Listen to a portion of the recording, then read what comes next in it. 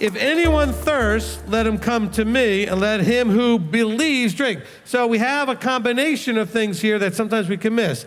Anybody thirsts can come to him, but only those that believe get to drink. You still might drink, but what are you drinking of? Are you drinking of him?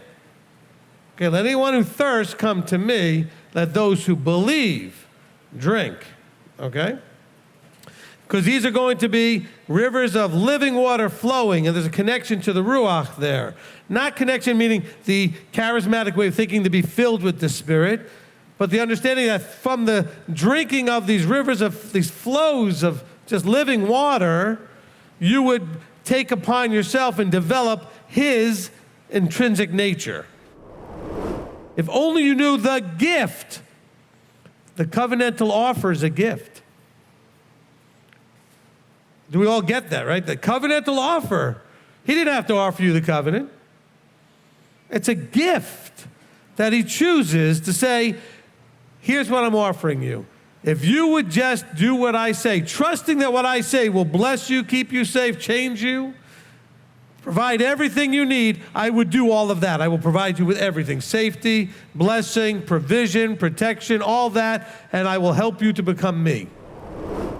You have to look up. You have to think above. You got to get away from the flesh and the grounding of the earth and think about the heavenly, the spiritual, the above to understand what I'm talking to you about.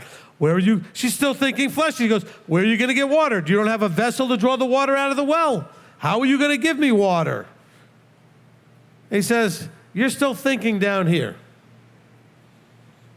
I need to get you to free your mind and your heart to see what I'm sharing with you from above. That's something he has to give you the ability to do. You can't just say, I want to do it. Whatever you think you're going to run from will find you unless you run to him. That's where the protection is. That's where the safety is. And then he connects it to what? The Torah. In verse 113, the previous verse says, I've hated doubting thoughts, but I've loved your Torah. You are my hiding place.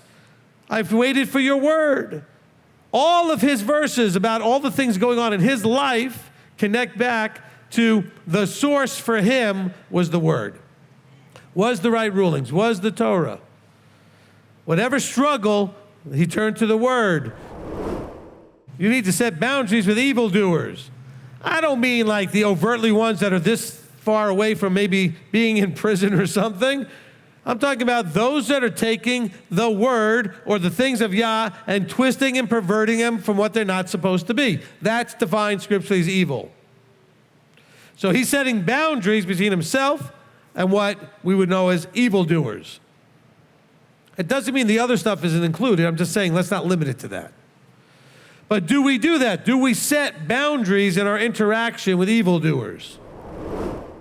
He's looking to the laws for deliverance, for protection, for guidance, for wisdom, for understanding, for all of the things.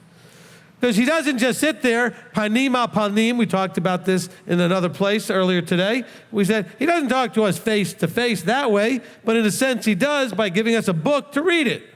He wrote it down for us. I look to your laws to hear you speak to me, to see what you have to say. So this is the way I can interact with you. I wonder what Yahweh feels about this. Oh, wait, I can look it up and read. I can look to his laws. I'm going to look to the word.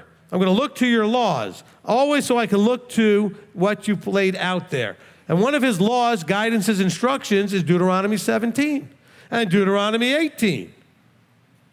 Ephesians 4 is not one of those. Ephesians 4 is Paul's interpretation that those things, which were already said, are still in play, and he links them to Messiah.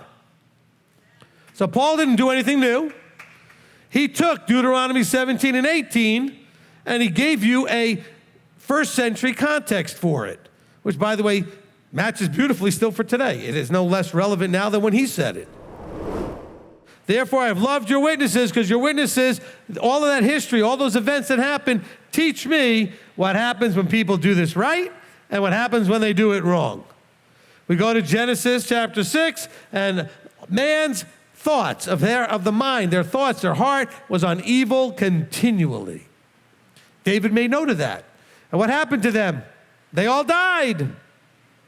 He saw them come out of Sinai. He knows the stories. They came out of Sinai. I didn't say he saw, but he understood. He's watching and reading the stories. He's understanding that they came out of Sinai, and they went to go spy out the land. And because of their doing it poorly, only 2 of them made it to the land.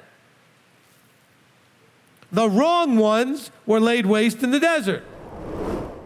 Every one of us, except one in the universe, is in the middle of the vertical structure.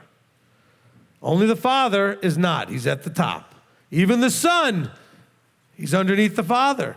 He says, everything I do, my Father tells me to do. Everything he says, I do. Everything. So what you see, what you hear me say, everything he says to say, I say. Everything he says to do, I do. My Father's greater than I.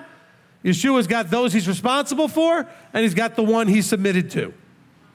Everybody's in the middle. And you're where you are with those that you are responsible for and those that you should be submitted to, because that's where he's placed you. But that's a slavery of conquering, imposing, and abusing as almost like a punishment. You're treated like you're nothing. Yahweh says, serve me and you'll become everything. Serve me and you'll become everything. You voluntarily become a slave to the truth, to the King of Kings. He says, remember, you're a servant to whom you serve, right? You're a slave to whom you serve, whether the evil and the deceit into sin, into death, or you're serving the truth, the law, unto righteousness, unto life.